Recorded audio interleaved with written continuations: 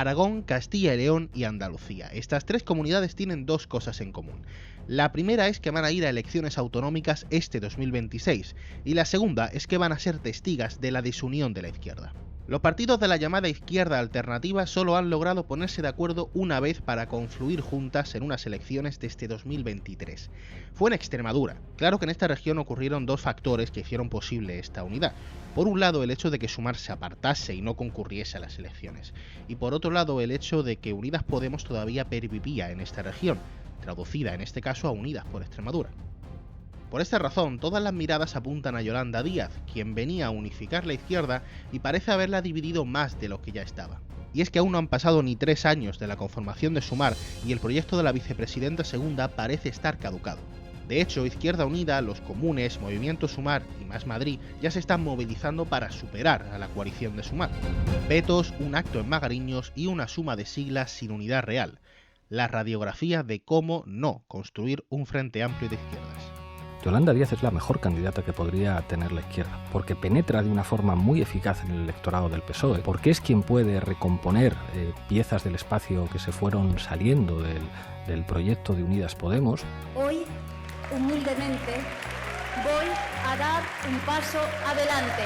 Hoy quiero ser la primera presidenta de nuestro país. Yolanda Díaz es miembro del Gobierno de España porque Podemos mantuvo esa posición. Igual que Alberto Garzón, que en su momento Alberto era partidario de aceptar un acuerdo programático. Concurriremos a las elecciones generales con Sumar. Se nos ha trasladado que la presencia de Irene Montero en el equipo que concurra a las próximas elecciones generales es un obstáculo insalvable para alcanzar un acuerdo de unidad. He decidido dejar mi cargo como coordinadora de Sumar. De esta forma, Izquierda Unida y las organizaciones que conforman la coalición Sumar con presencia en el gobierno, llevamos tiempo explorando la posibilidad de un acuerdo que nos lleve a las mejores condiciones a las próximas elecciones generales. Aquí está debate absolutamente todo.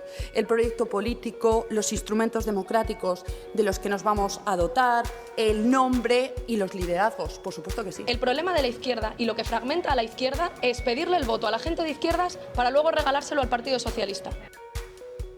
¿Ha sido Sumar un fracaso? Esa es la gran pregunta a la que hoy tratamos de dar respuesta en este reportaje de La Diana.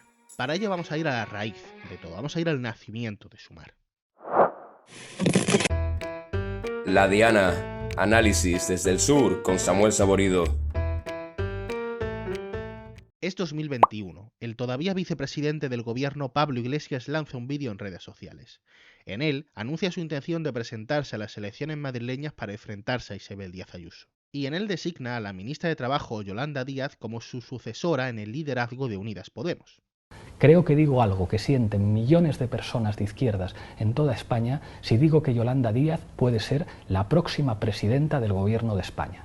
Y creo que toda la gente que así lo sentimos, la gente de Podemos, la gente de Izquierda Unida, la gente de En Comú Podem, la gente de izquierdas de este país, tenemos que animar y que apoyar a Yolanda para que, si ella así lo decide y si así lo quiere la militancia de nuestras organizaciones, sea la candidata de Unidas Podemos en las próximas elecciones generales y la primera mujer en ser presidenta del Gobierno de España. Desde que le cogiese el testigo a Pablo Iglesias, los primeros pasos de Yolanda Díaz apuntaban a su intención de superar a Unidas Podemos, de pasar página, ya que esta marca venía debilitándose en distintos procesos electorales anteriores. La recién nombrada vicepresidenta segunda del gobierno mostró su especial cercanía política con Íñigo Errejón. Era el fundador de Más Madrid y, lo más importante, un traidor a ojos de Podemos. Y este no fue el único movimiento político de Yolanda Díaz que molestó en Podemos. En la madrileña de 2021, Yolanda Díaz hizo lo mismo que repetiría después en las valencianas de 2023, y fue apoyar electoralmente a una formación política rival de Unidas Podemos, la coalición por la que ella era diputada y vicepresidenta del gobierno. Desde los primeros compases del liderazgo de Yolanda Díaz, en Podemos se sienten víctimas de una operación política contra ellos. Se sienten acorralados por la que en teoría era su compañera política. Yo creo que retrospectivamente sabemos que ya estaban preparando algo pues, muy sucio, ¿no? Es decir, algo que destruía la ecología política precaria, el ecosistema difícil, pero más o menos funcionante. Así llega 2022. El famoso proceso de escucha de Yolanda Díaz que daría vida en el futuro a Sumar está ya activo, y se produce un posicionamiento clave de Yolanda Díaz que marcará el futuro de forma trascendental. El Congreso de los Diputados aprueba la ley Solo si es sí. Y como saben, tras esta norma se produce la excarcelación de más de un centenar de agresores sexuales y la rebaja de más de 1000 condenas. Hay dos relatos distintos que tratan de explicar lo sucedido. En uno, la ley incluía un gravísimo error del equipo de Irene Montero que permitía estas excarcelaciones. Este es el argumentario defendido por las derechas y por el PSOE. En otros, los jueces conservadores utilizaron malintencionadamente la norma para atacar al gobierno de coalición. Este es el relato defendido por Unidas Podemos y por las fuerzas de izquierdas como Esquerra Republicana. Entonces, la izquierda y el feminismo se abrieron en canal. Por eso Yolanda Díaz trató de posicionarse en medio para intentar contentar a las dos opciones, una decisión estratégica que realmente incordió a todo el mundo. La vicepresidenta optó por hablar de ser responsables y por no mostrar su apoyo político a Irene Montero para que no le salpicase el escándalo. Esa decisión molestó profundamente en Podemos, ya que esta norma era la gran medida que iba a tomar Irene Montero al frente del Ministerio de Igualdad. Cabe destacar que Díaz sí se alineó junto con Unidas Podemos al rechazar la reforma de ley que definitivamente aprobaron PSOE y PP.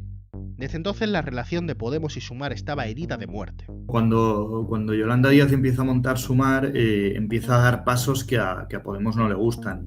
Empieza a sentirse, digamos, orillado en la toma de decisiones. No sé si recuerdas el acto de otras políticas que se celebró en Valencia con Ada Colau, con Mónica Oltra, con Mónica García y con Yolanda Díaz, en el que al que no se invitó a Podemos. Es abril de 2023. Sumar organiza un acto en el polideportivo madrileño de Antonio Magariños. En él, Yolanda Díaz anuncia algo que era un secreto a voces, pero que aún no había pronunciado, y es que iba a ser la candidata a la presidencia del gobierno con un nuevo proyecto político, Sumar.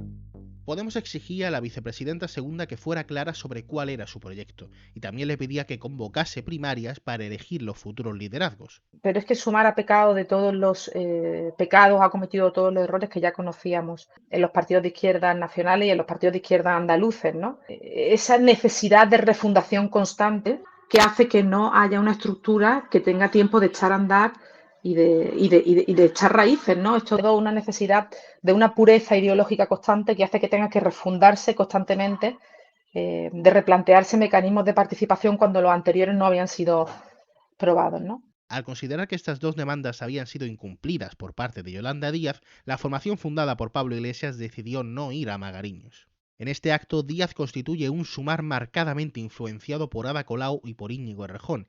Que no es solo el grupo de Íñigo Errejón, muy reducido, y básicamente cuadros, ni siquiera personal, por así decirlo, de primera fila, pero lo fundamental es el grupo de Coscubiela y Vendrell y todo este grupo de comisiones obreras en su conexión con Iniciativa per Catalunya, que se ha comido y se ha quedado con el nombre de los comunes, ¿no? Es fundamental, es una operación catalana en gran medida y con la dirección de comisiones obreras, Unai Sordo también en ello.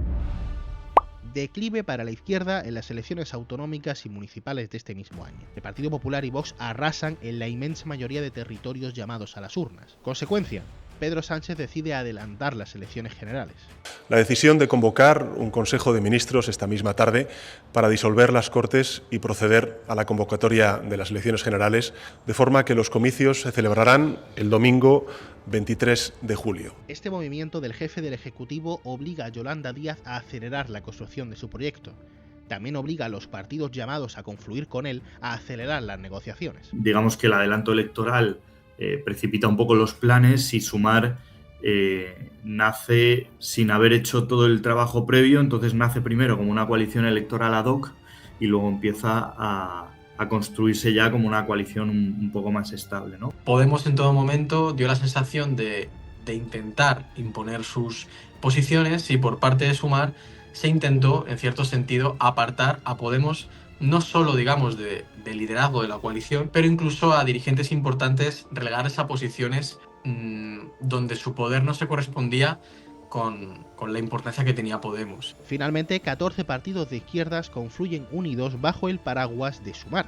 Entre ellos estaban Movimiento Sumar, Izquierda Unida, Más Madrid, Los Comunes, Compromís y Podemos. Sin embargo, el resultado de esta estratégica unión electoral es más agrio que dulce. Sumar ve desgastado el carisma de Yolanda Díaz y sobre todo esa imagen que tenía de negociadora y de pragmática.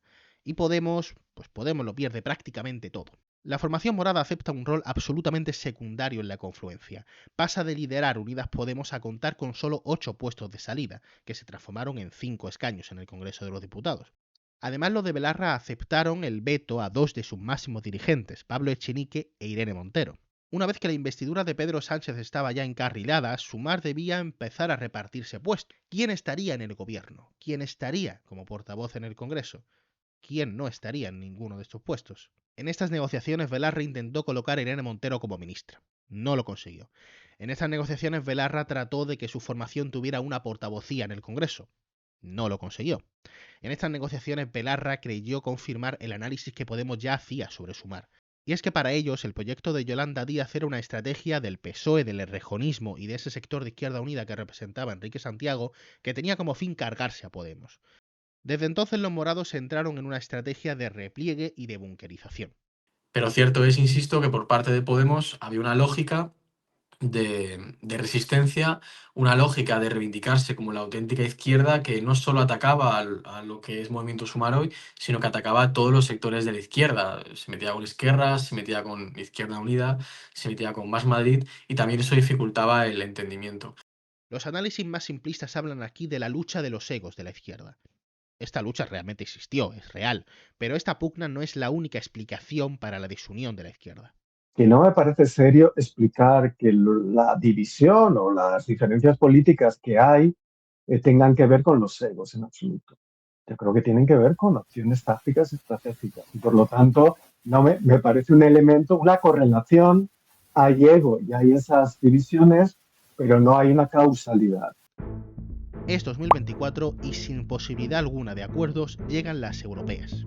Estas son las primeras elecciones de carácter nacional donde vota toda España, en las que Sumar y Podemos presentan dos candidaturas distintas.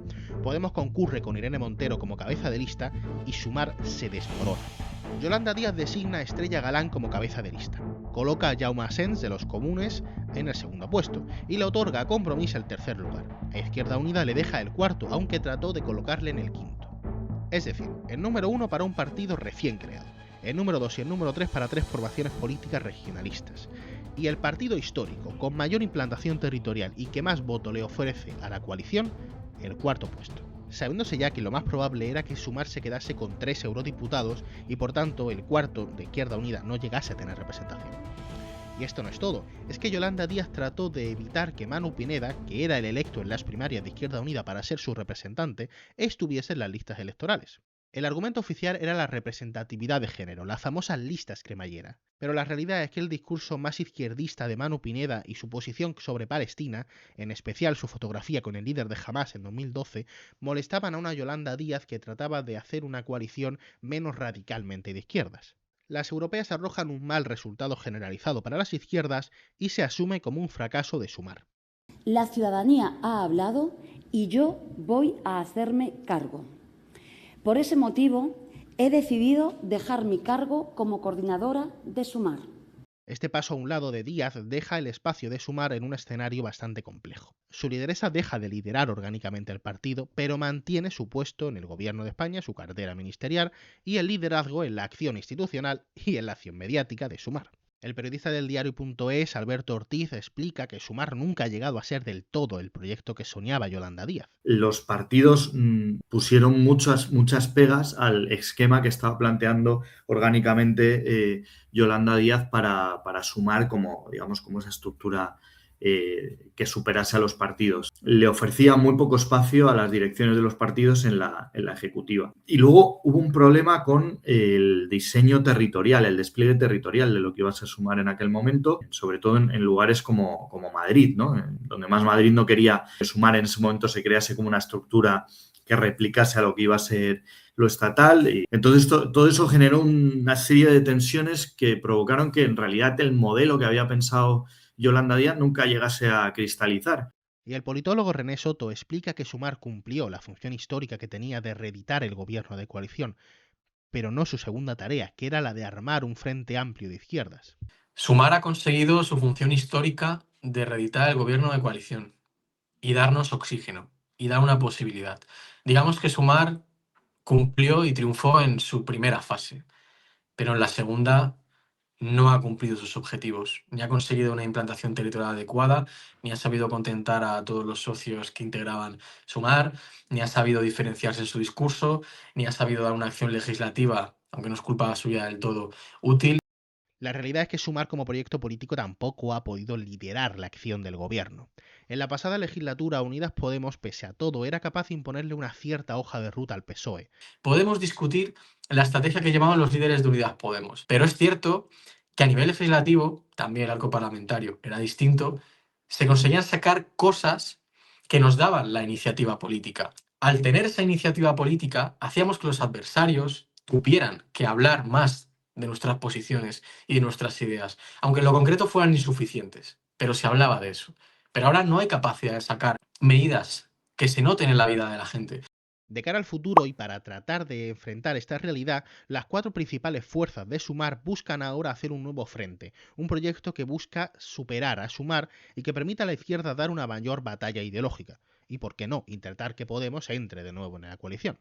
Hay un convencimiento y una convicción de las fuerzas principales que están coaligadas de que repetir un frente amplio en las próximas elecciones generales y, evidentemente, no repitiendo los errores que se repitieron en la creación de Sumar, en donde unos tienen más responsabilidad y otros tienen menos, también hay que decirlo. Pero, en todo caso, todos tenemos que hacernos cargo de cómo está el espacio político a la izquierda del Partido Socialista y todas y todos nos tenemos que hacer cargo de que ese espacio político esté a la altura de las necesidades de las capas populares en nuestro país. Este proceso tiene aún muchas incógnitas. Ahí que habrá que ver, y qué es lo que se está hablando ahora dentro de esa mesa de 4 partidos en la que se está, digamos, pergeñando todo esto, pues habrá que ver si sigue liderando Yolanda Díaz. Primero, si Yolanda Díaz da el paso de querer seguir liderando la coalición, cómo se organizan los partidos dentro de esta coalición, si habrá primarias para decidir las listas, si no, habrá que decidir también efectivamente el nombre, ¿no? Izquierda Unida estaba planteando eso, pero hay otros partidos que no están cerrados a ponerle un nuevo nombre para no confundir entre